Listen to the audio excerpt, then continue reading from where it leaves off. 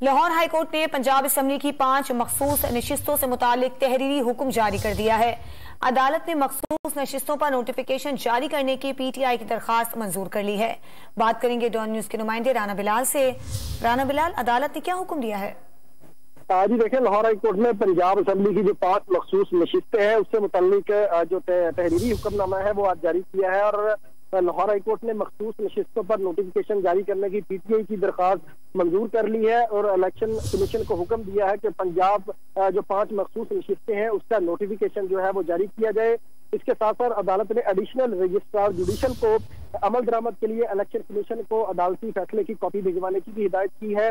अदालत ने अपने फैसले में इलेक्शन कमीशन का नोटिफिकेशन जारी न करने का जो फैसला है उसे कलअदम करार दिया है। आज जस्टिस शाहिद वहीद ने तहरीक इंसाफ समेत दीगर की दरखास्तों पर जो है वो तहरीरी हुक्मनामा जारी कर दिया है। गुज़िश्ता हफ्ते इस केस की समाअत हुई थी और अदालत ने ओपन कोर्ट में स्पीकिंग ऑर्डर जारी किया था, जिसका आज तहरीरी हुक्म भी आ चुका है और अदालत ने इलेक्शन कमीशन को 5 मखसूस नशिस्तों का नोटिफिकेशन जारी करने की हिदायत कर दी। बहुत शुक्रिया राना बिलाल।